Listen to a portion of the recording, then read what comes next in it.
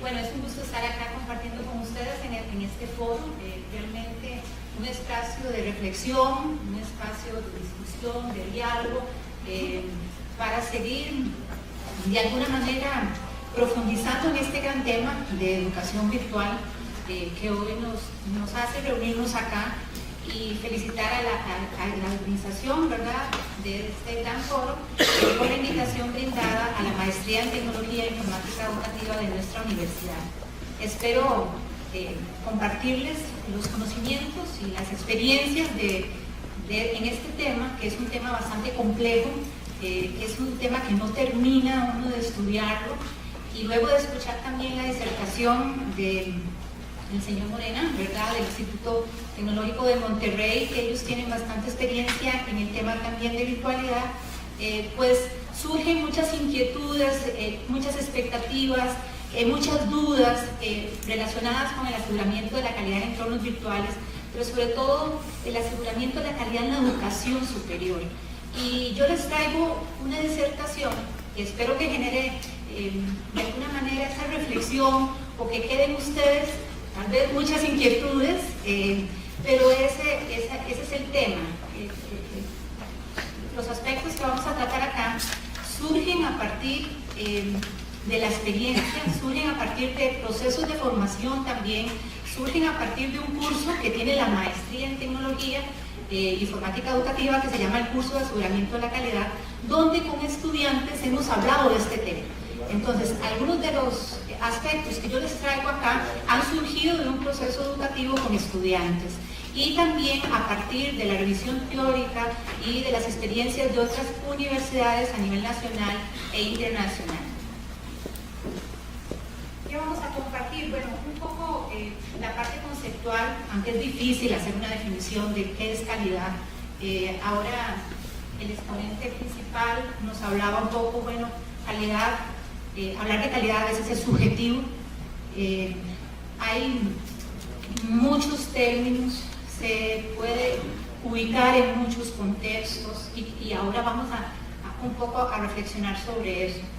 También vamos a ver la calidad un poco en educación superior que hay, a dónde nos encontramos, la calidad en entornos virtuales, las dimensiones del aseguramiento de la calidad, algunas, las mínimas, porque ustedes podrían tener otras dimensiones, pero ¿qué es lo mínimo a tomar en cuenta cuando hablamos de un proceso educativo en línea?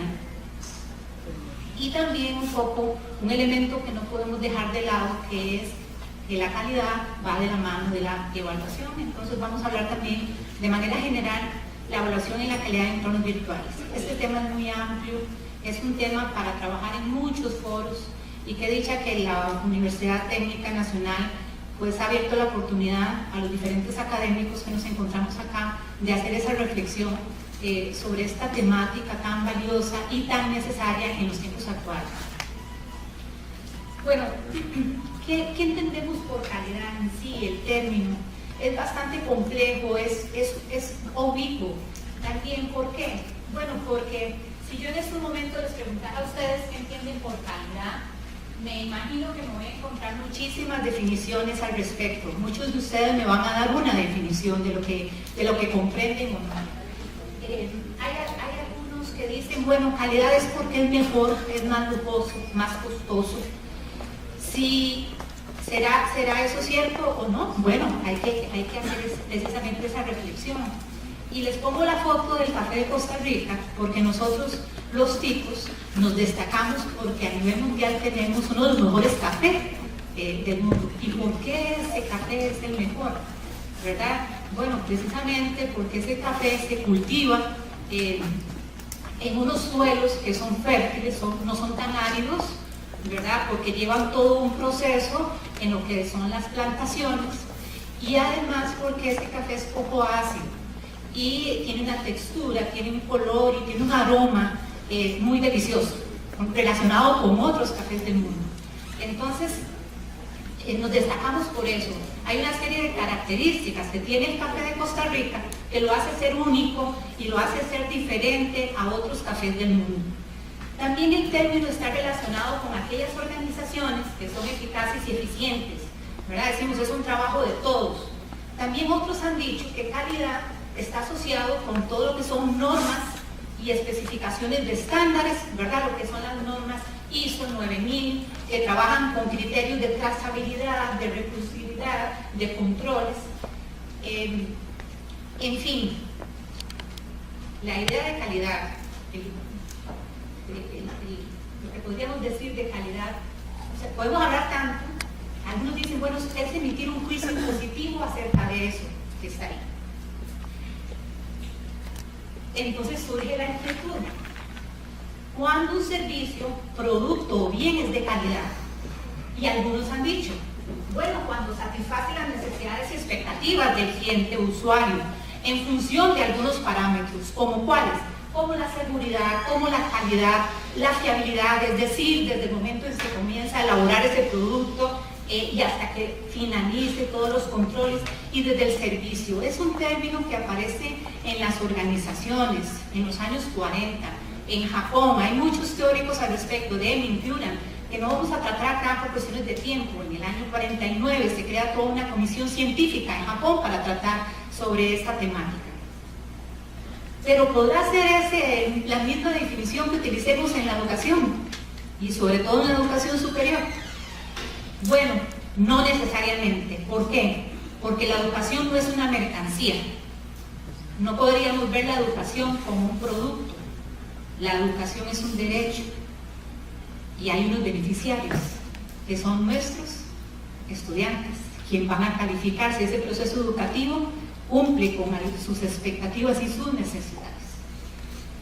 Va a cambiar según esos contextos. No es lo mismo que lo que entiende la UTN por calidad en los procesos educativos de lo que pueda entender otra institución en otra región.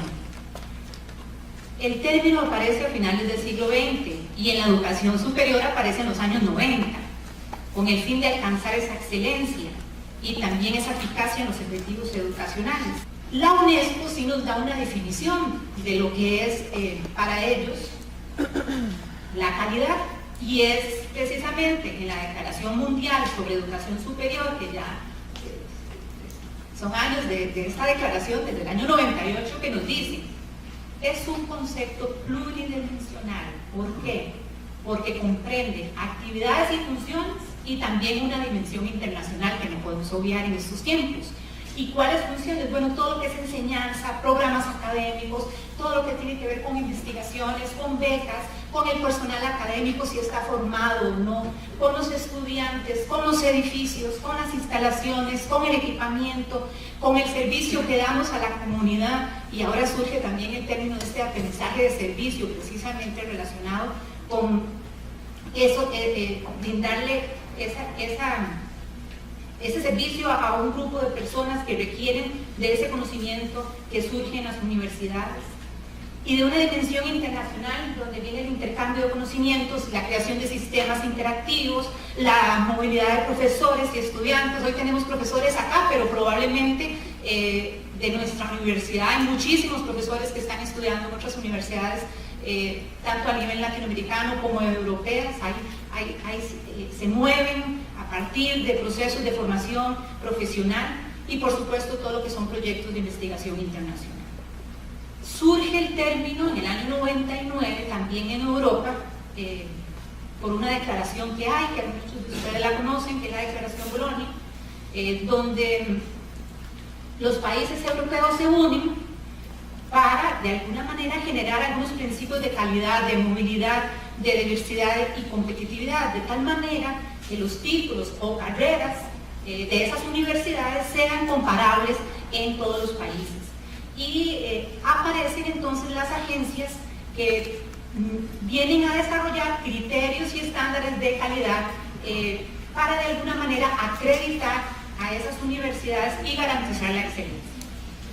En el 2005 este espacio europeo pues viene a crear ya y aprobar unos estándares y unas directrices europeas para hacer esa garantía de la calidad. En Latinoamérica se está avanzando bastante.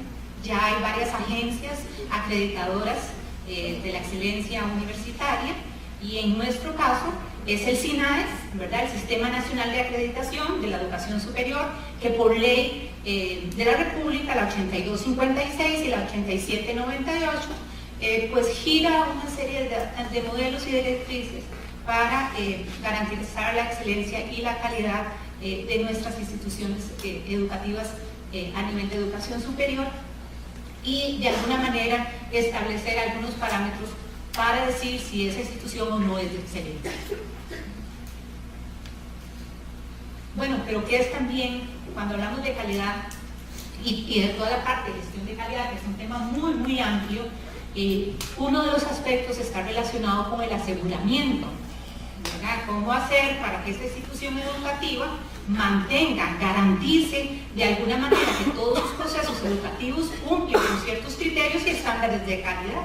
Y entonces es ahí donde podríamos de alguna manera dar alguna definición de aquel conjunto de actividades sistemáticas que va a llevar a alguna institución educativa para garantizar esa calidad educativa.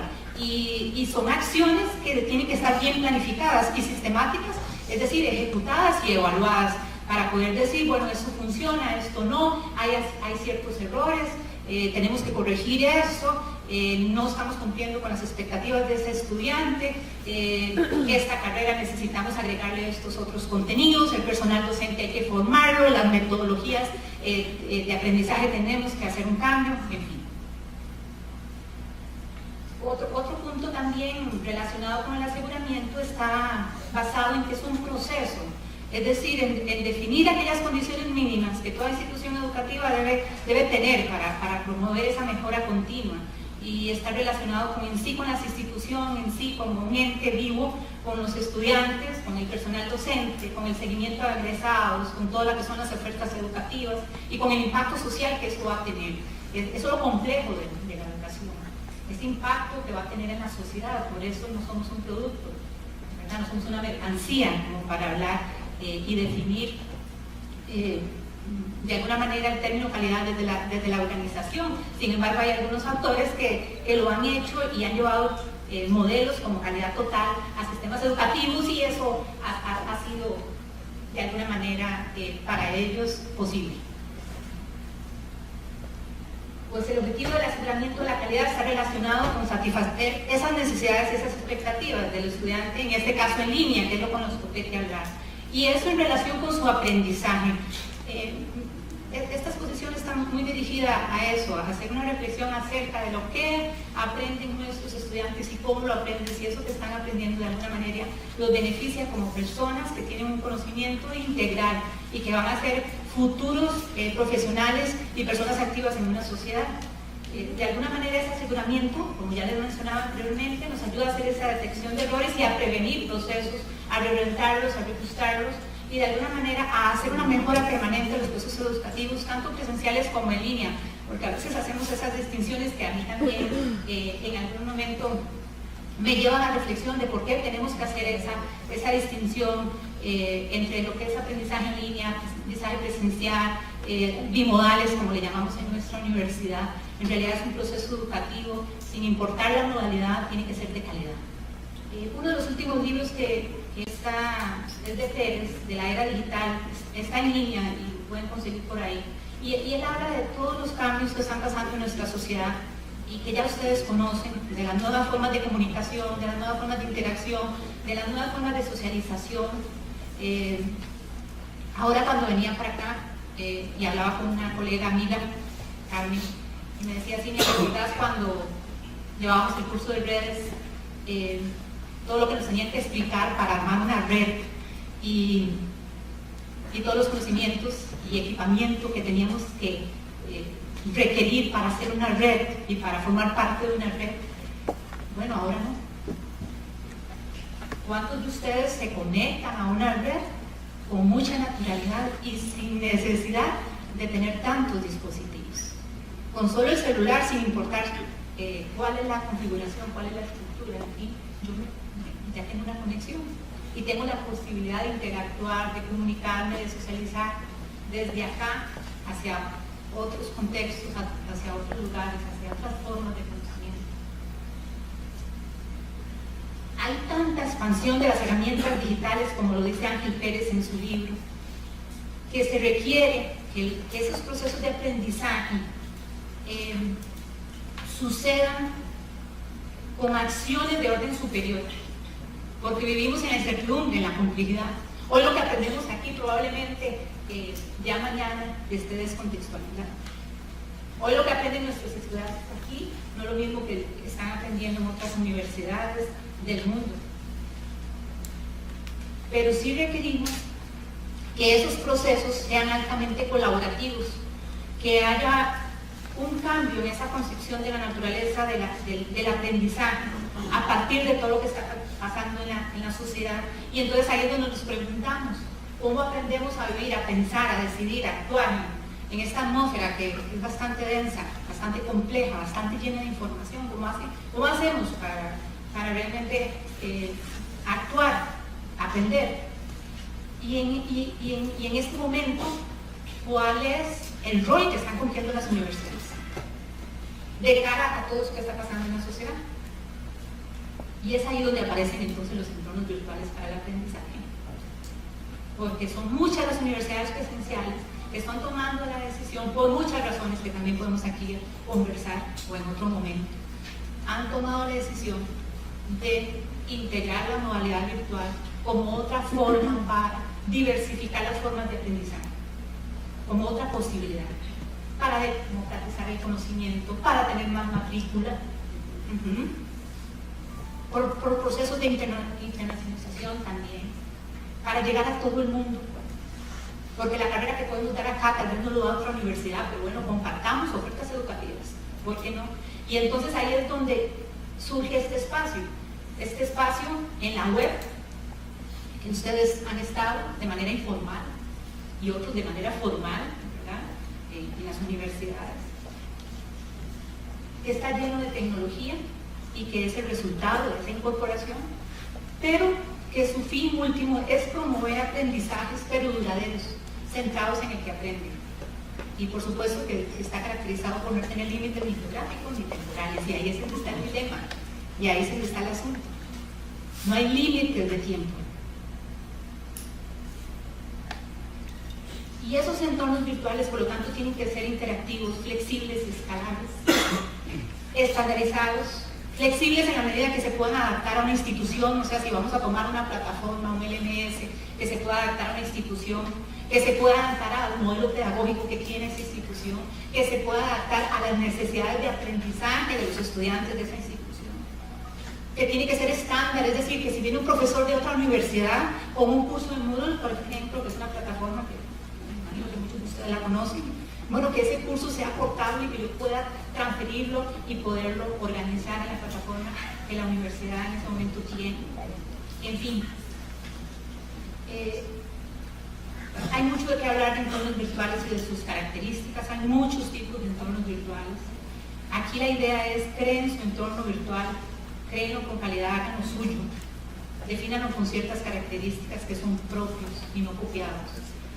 Y ahí es donde quisiera hablar de estas dimensiones, que son también dimensiones conocidas por ustedes: la dimensión pedagógica, la tecnológica y la administrativa, las mínimas que tenemos que ocuparnos de estudiar, de analizar para establecer ciertos criterios y poder evaluarlos a partir de estándares nacionales o internacionales que queramos, o a partir de modelos de evaluación que podamos de alguna manera aplicar para saber si estamos cumpliendo, si estamos satisfaciendo o si estamos cumpliendo con algún grado también de satisfacción de ese estudiante, de ese beneficiario, que podría ser también la empresa, que también podría ser la sociedad. Qué difícil en educación. No solamente es el estudiante, la familia, es el empleador, es la sociedad quien nos dice: bueno, esa universidad no está formando estudiantes con calidad, no está formando con ciertas características, yo necesito un profesional con este perfil. Y aquí voy a trabajar un poquito en la dimensión pedagógica, que es la parte que a mí me gusta en realidad, porque soy académica y porque desde el año 88, ya hace un ratillo de esos, cuando en el gobierno de Óscar Arias, que se incorporó la informática educativa en este país. Hace rato ya de eso. Y en la Universidad Nacional, un visionario filosófico, un filósofo, llevó la carrera de informática educativa, y la Fundación Omar Demo también ha hecho un trabajo al respecto. O sea, desde que hace rato estamos hablando de incorporar la tecnología a la educación en nuestro país. Entonces, por eso es que a mí me encanta hablar del tema, pero del área pedagógica. Y entonces les lanzo la pregunta: ¿cómo aseguramos la calidad en un entorno virtual desde una dimensión pedagógica? ¿Qué criterios vamos a tomar en cuenta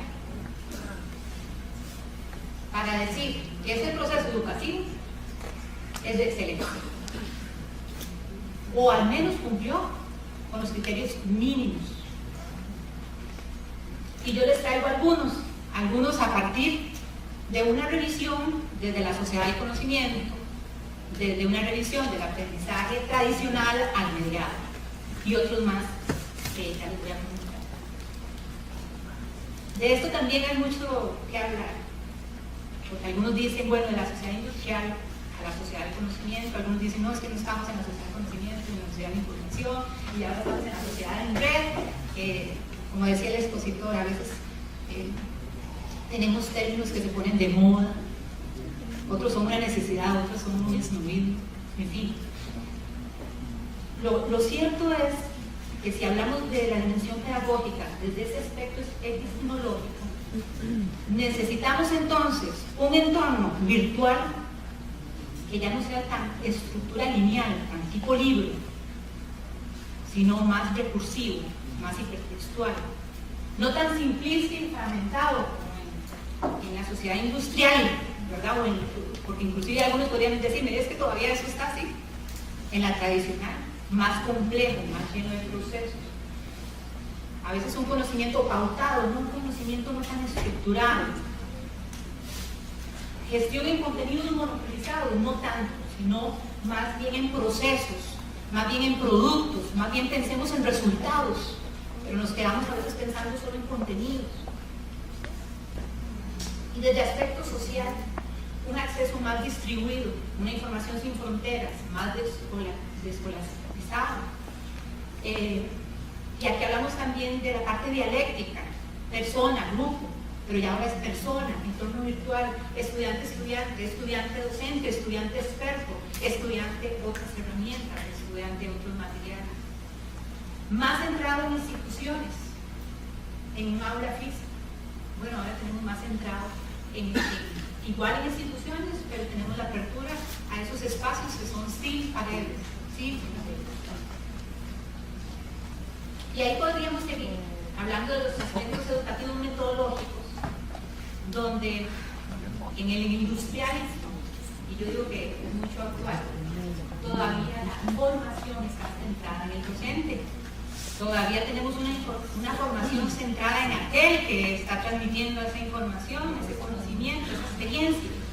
Y requerimos pasar a esa formación centrada en el estudiante, en el proceso, en la interacción con el entorno.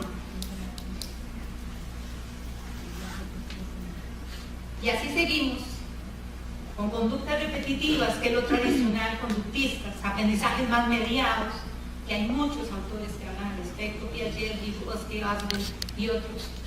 Del aprender a conocer, y ahora el aprender a aprender, a pensar, a convivir, a hacer, a desarrollarse. Las necesidades del educando no solamente en contenidos y en programas, sino en procesos, en estilos de aprendizaje, en atender a esa diversidad. Qué complejo, qué complejo. Y en todo eso tenemos que buscar calidad.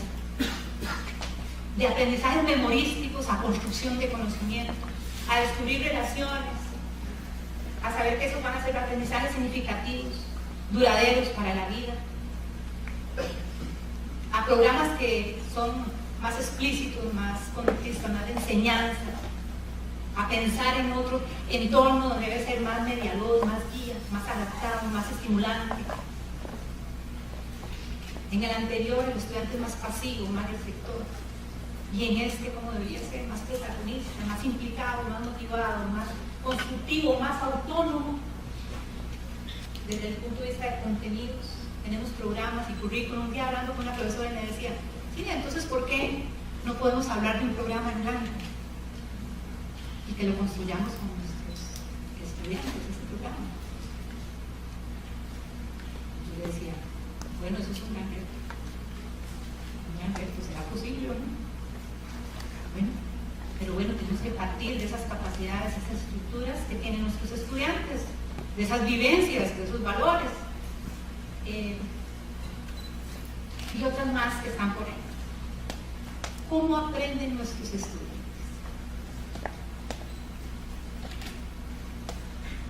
Cada uno de ustedes tiene una forma singular de aprender, pero ¿se han preguntado ustedes cómo aprenden ellos? Qué complejo. Si vamos a seguir con enfoques centrados en el profesor, que van a ser conductistas, repetitivos, que enfatizan en el saber, o si más bien vamos a utilizar enfoques de aprendizaje centrados en el estudiante, que hay muchos, y están surgiendo muchos, basados en competencias, basados en problemas, aprendizaje colaborativo, el significativo y uno nuevo que es el aprendizaje secuencial. Y por supuesto los enfoques de aprendizaje apoyados en las tecnologías que no nos podemos dejar de lado. Los entornos virtuales que es lo que nos trae acá, los autodirigidos, los de casos, resolución de problemas, aprendizaje colaborativo, representación visual del conocimiento, metodología participativa, redes de aprendizaje, comunidades de práctica, comunidades también de aprendizaje. ¿Cuáles son sus teorías y enfoques de aprendizaje? Porque yo podría conversar con ustedes mucho de ese tema y podríamos hacer aquí un foro, tal vez no tan frontal como estamos ahora, sino que cada uno de ustedes tenga sus apreciaciones y sus discusiones. Y entonces a partir de ahí serán esas teorías y esos enfoques de aprendizaje las que necesita el estudiante de hoy para desenvolverse como un profesional y para desenvolverse como una persona en nuestra sociedad costarricense y mundial. Bueno, ahí se las dejo de tarea. Y podemos seguir conversando al respecto. Rol del estudiante, rol del docente en ese entorno. Porque ahora también conversaba, y hace días estaba analizando de esto mucho, de los problemas de calidad en la educación, y ustedes me van seguramente a linchar ahora cuando yo salgo de acá.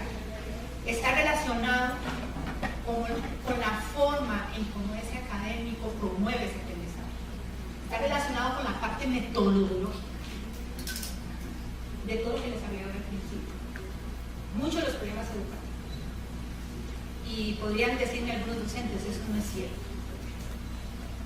Dice Alberto Cañas, ustedes lo conocen, en uno de los talleres que habíamos recibido, dice, en educación es donde más se forman a los docentes, pero es donde más invierte recursos de formación académica para garantizar procesos de excelencia, pero poco veo yo de transformación. Entonces, uno lo trae a reflexión. Si bien es cierto, los procesos de formación, el docente tiene que cumplir un rol muy activo en ese proceso educativo. Tiene que dominar la materia curricular, eso no hay duda. Una de las grandes quejas de los estudiantes universitarios y de todos es porque ese docente no tiene un dominio de la materia, o no conoce de esa materia.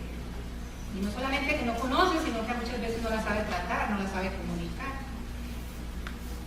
Ahí vienen varias características que debe tener ese docente. Desde el diseño, el desarrollo y evaluación curricular, desde la carta de investigación.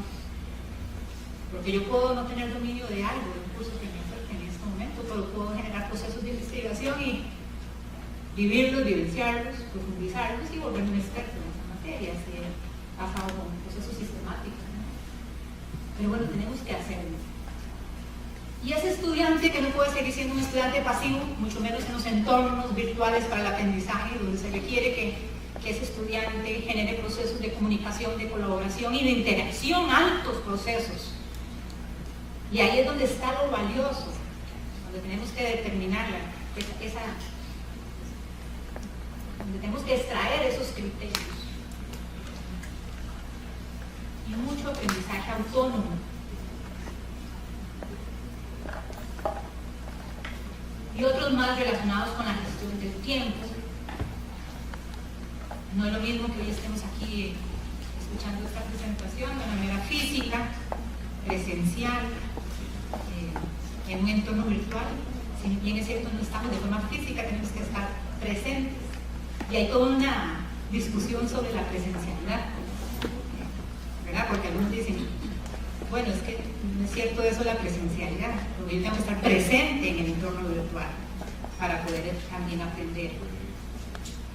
Y tengo que generar una serie de acciones, desde leer las indicaciones que el profesor puso por ahí, desde acceder a materiales, desde preguntar, desde realizar en actividades de aprendizaje evaluativas, desde altas, desde una compromiso y una autonomía de su aprendizaje, y todo el tiempo y esfuerzo que se requiere, porque algunos dicen, bueno, los entornos virtuales para el aprendizaje son más fáciles, estar en un curso en línea, no tengo que ir, no tengo que trasladarme, pero la acción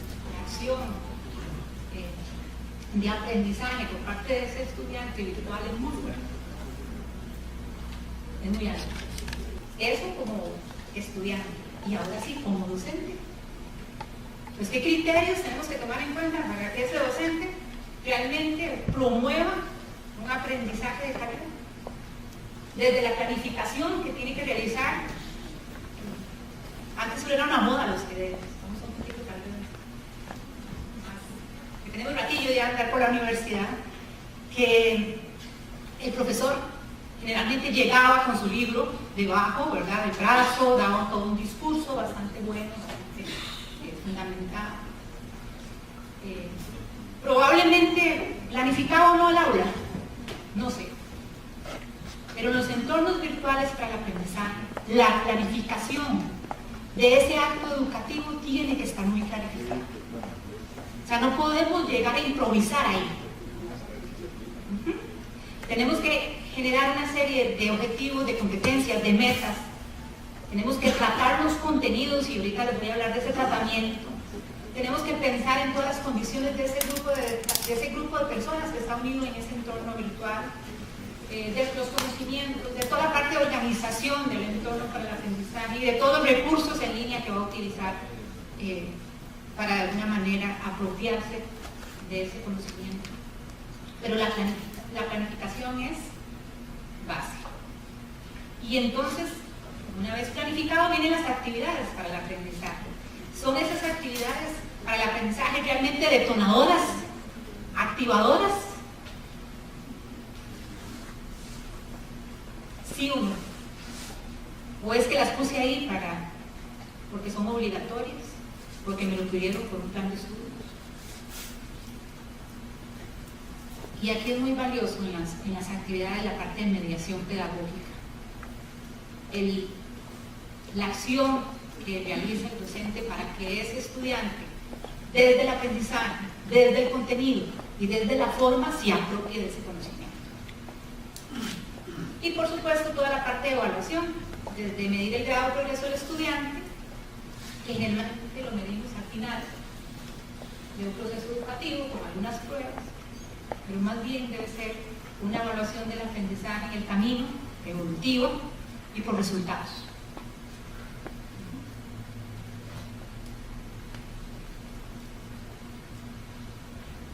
Esa mediación pedagógica debe estar bien tratada, desde ese contenido, desde cómo voy a hacer para que ese estudiante comprenda o no ese contenido, desde los estilos de aprendizaje, desde cómo se lo voy a presentar desde el punto de vista estético, desde el lenguaje que utilizo para comunicarme yo en ese entorno virtual y desde los formatos de presentación.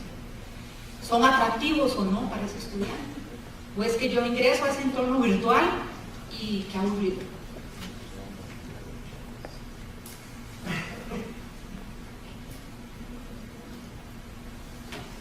Y la dimensión pedagógica de los materiales y recursos, que ahora el expositor nos hablaba muy bien de los recursos abiertos.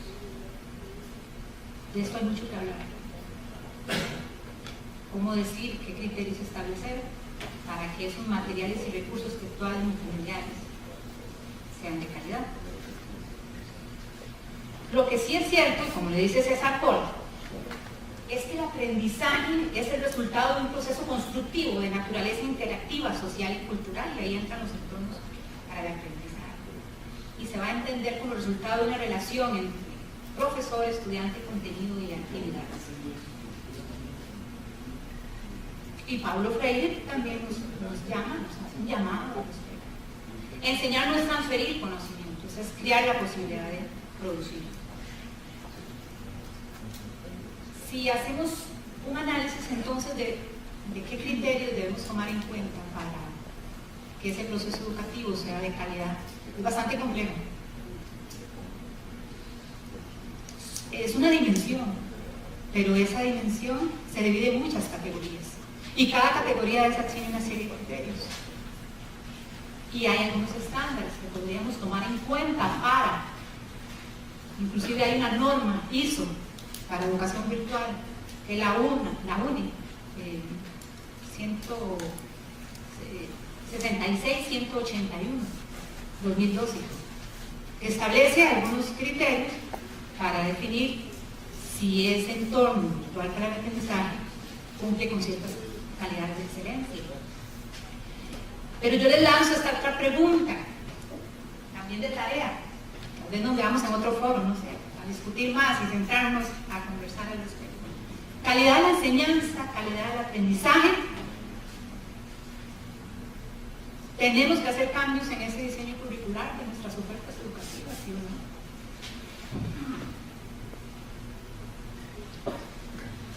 Otra de las dimensiones, no tan profunda que yo se las traigo, es mi tema, me encanta mucho la parte tecnológica, la parte tecnológica, que está relacionada, bueno, en cómo seleccionamos esas plataformas para que se adapten o no a nuestra institución, qué aspectos debemos tomar en cuenta, desde la interfaz y desde el diseño de los elementos de acceso y comunicación.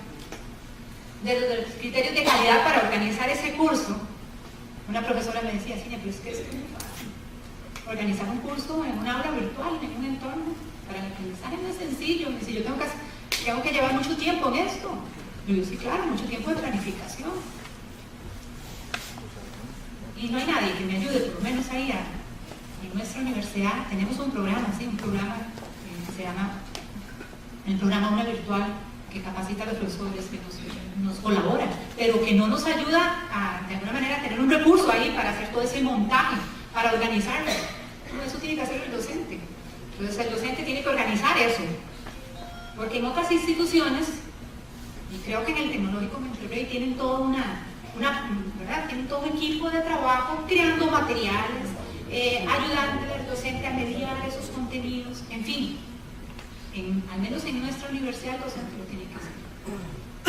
Organizarlo en la aula virtual, buscar esos contenidos, y aquí los recursos abiertos le pueden ayudar bastante. Construirlo, si quiere hacer un multimedia, bueno, es que yo no soy experto en multimedia, me decía una profesora, sí, yo no soy experto en multimedia, ¿cómo hago para que eso se mueva ahí, para que ese objeto tome otra forma y cambie de posición? Bueno, hay que buscar ayuda, y aquí es donde entran equipos interdisciplinarios de alguna manera a colaborar con ese docente. Por eso, estos entornos, hablar de entornos virtuales de aprendizaje, hablar de la calidad, requiere de mucho apoyo y requiere de muchos profesionales que estén ahí interactuando para poder definir también criterios de calidad en la organización de ese curso. Porque a veces entendemos que esos entornos virtuales para el aprendizaje es simplemente subir material ahí. Eso es una posibilidad de subir contenido y de tener una serie de archivos que le facilitan al estudiante alguna información. Pero esa no es la esencia del acto educativo. Toda la parte de soporte técnico, toda la parte de recursos tecnológicos en función de esa acción docente, muchos de los sistemas y mucha tecnología no ha sido creado para la educación. Así que nada, podríamos decir. Ha surgido en otras áreas y hemos tratado de integrarlas, inclusive algunas hemos tratado de forzarlas en esa integración. Y es ahí donde entonces tenemos que pensar también, bueno, ¿qué criterios, qué elementos yo voy a tomar en cuenta para poder seleccionar esas herramientas que no solo me sirven para presentar, para informar, sino para comunicar, tanto de forma sincrónica o asincrónica, para realizar actividades de aprendizaje, para realizar actividades evaluativas? El acto educativo es complejo y por lo tanto complejo también es definir esos criterios de calidad en la dimensión pedagógica. La otra dimensión es la parte administrativa, relacionada con todos los procedimientos administrativos necesarios, el uso de recursos, la gestión documental digital, el liderazgo y la eficacia en la solución de problemas, el promover en el estudiantado ese sentido de pertenencia a esa institución, ese estudiantado que nunca vemos, que está en línea, pero cómo se hace ese estudiantado de alguna manera estudiante realmente comprometido con esa universidad en la cual se encuentra, Universidad Nacional, UTN. Y un poco también, que esto es todo un tema de hablar, que es la contratación y carga académica de aquellos docentes que están en entornos virtuales. O sea, ¿cómo lo contrato yo? ¿Cómo contrato a un docente que probablemente no esté aquí? No podemos olvidar, y ya para ir cerrando, porque ustedes creo que ya tienen ganas de almorzar, ¿sí o no? No podemos olvidar que acompañando a la calidad está la evaluación, la calificación y la innovación en la medida que se incorporen valores nuevos o mejoren los existentes. Y por lo tanto, evaluar la acción educativa en los entornos virtuales es fundamental para asegurar esa calidad. Y por ahí hay una estructura de evaluación muy básica, ¿verdad? Que tomamos siempre. Bueno, definir el conocimiento buscado, el objetivo, el por qué, el qué evaluar, el para qué. Establecer los aspectos por observar, los indicadores, luego los vamos a completar en instrumentos y luego vamos a recoger esos datos. En describir ese objeto analizado, en hacer ese análisis de si esta metodología está funcionando, ¿no? Y sacar conclusiones. Todo esto para planificar una mejora pertinente y un plan de mejora que otras veces nos vuelve a llevar al por qué evaluar. Evaluar para cambiar e innovar, no evaluar tal vez para controlar. Y ya para finalizar, y es una reflexión final, tenemos que garantizar la calidad del personal académico, cómo está formado, qué metodologías utiliza, cómo hace los procesos de aprendizaje, cómo evalúa. Saber que esas metodologías que tiene que utilizar deben estar centradas en el que aprende, que tiene que utilizar recursos de aprendizaje apropiados, que han sido definidos, que de alguna manera también han sido caracterizados y que de alguna manera se han visto que son de calidad. Más investigación, más producción. Por supuesto, la parte de acreditación de ofertas educativas virtuales. En Costa Rica, el SINAES ya está acreditando, bueno, educación a distancia, ya hizo toda una parte de un modelo para hacer esa acreditación. Vamos por buen camino, creo que hay que avanzar un poquito más, pero vamos por buen camino. Hay un documento que lo pueden encontrar en la web, en el SINAES, donde dice qué criterios, qué categorías y qué estándares deben de cumplir una institución de educación a distancia. Y entonces hace más necesario gestionar políticas y procedimientos. La institución tiene que destacarse en esa sociedad, al menos acá en la sociedad costarricense. Tiene que destacarse en el sentido de ser una institución única, diferenciadora. O sea, ¿en qué se diferencian los estudiantes que salen de la UTN de otra universidad pública, de otra universidad privada? Un poco definir unos estándares nacionales para evaluar la calidad. Yo digo nacionales porque hay muchos estándares, pero tal vez algunos no se adecúan a nuestra realidad costarricense, que es muy propia y que tenemos muchas características positivas. Tenemos que aterrizar, por supuesto, la control y revisión periódica de todos los programas y proyectos. Y yo les digo aquí, bueno, hagamos un alto en el camino y busquemos nuevos paradigmas evaluativos de la calidad, porque hay muchos modelos para evaluar la calidad en entornos virtuales de algunos otros autores que inclusive los han ejecutado y que si alguno quiere un poquito más de eso se los puedo brindar. Pero ¿por qué no crear nuestro propio modelo evaluativo de calidad? Tenemos que mostrar la calidad. De alguna manera tenemos que rendir cuentas al estudiante, a la familia, a la sociedad, a la empresa. Y muchas gracias.